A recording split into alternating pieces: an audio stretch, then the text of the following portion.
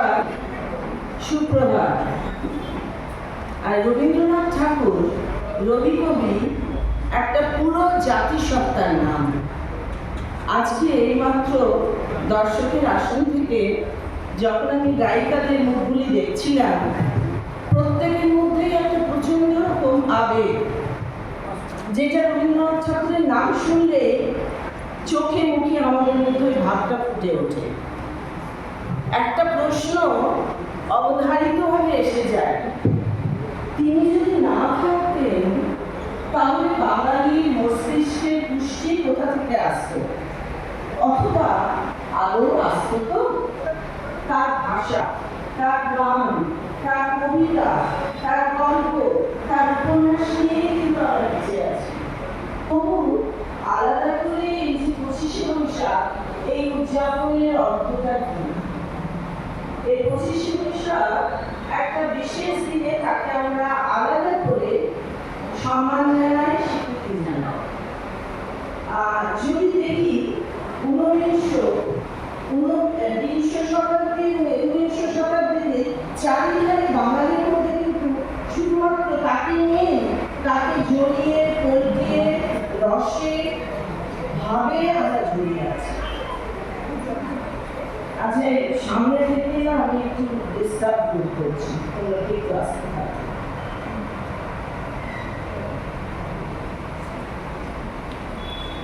গান বা কবিতা শুধু এইটুকু দিয়েই কি তার পূজা? তা নয়, কিন্তু একটা রাগেন্দ্রিক চিন্তা, একটা রাগেন্দ্রিক চিন্তা বা ভাবনা যেটা আমাদের মধ্যে কাজ করা উচিত, সেটা কি আমরা আত্মস্থ করতে পেরেছি? সেটার উত্তর দেওয়ার সময় এখনো হয়নি। এটা আপাতত 165-163 বছরের দিকে এগোচ্ছে। এটা দিতে পারবে আমাদের পরবর্তী প্রজন্ম। রবীন্দ্রনাথ ঠাকুর শুধু কিন্তু কবিতা লেখেননি, অনেক লেখনী আছে যেটা দিয়ে উনি বাঙালির সমাজ চেতনাকে, কৃষি ভাবনাকে এগিয়ে নিয়ে গেছেন। সেগুলো কিন্তু আমরা ইমপ্লিমেন্ট করে দিতে পারি না, তাদের কথা এখন ভুলতে বসেছে। সেই সমস্ত নিয়ে যদি আলাদা করে আমরা ভাবতে পারি, তাহলে রাজনৈতিক চিন্তাকে কিন্তু প্রাধান্য দেওয়া হবে। এই যে গান, কবিতা, নাচ, এগুলো কিন্তু তাৎক্ষণিক আবেগের সঞ্চার করে, যেটা চিরকালের জন্য থেকে যায়।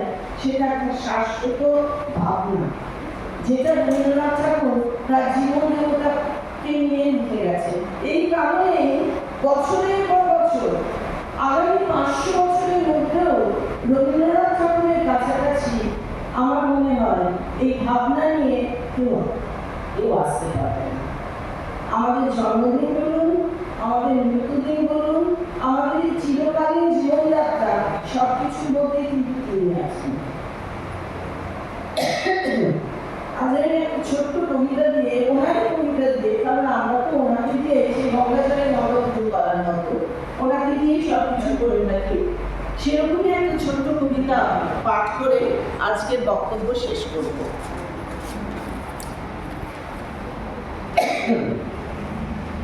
যা হবার তাই হোক, ঘুচে যা সর্বশোক, সর্বমরীচিকা, দিবে যা চিরদিন পরিশ্রান্ত পরীক্ষীণ মর্ত জন্ম শিখা। সব তর্ক হোক শেষ, সব রাগ, সব দেশ, সকল বালাই, বল শান্তি, বল শান্তি, দেহ সাথে সব ক্লান্তি পুড়ে হোক ছাড়।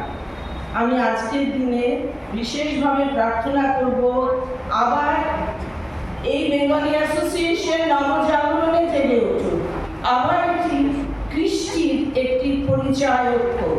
ধন্যবাদ।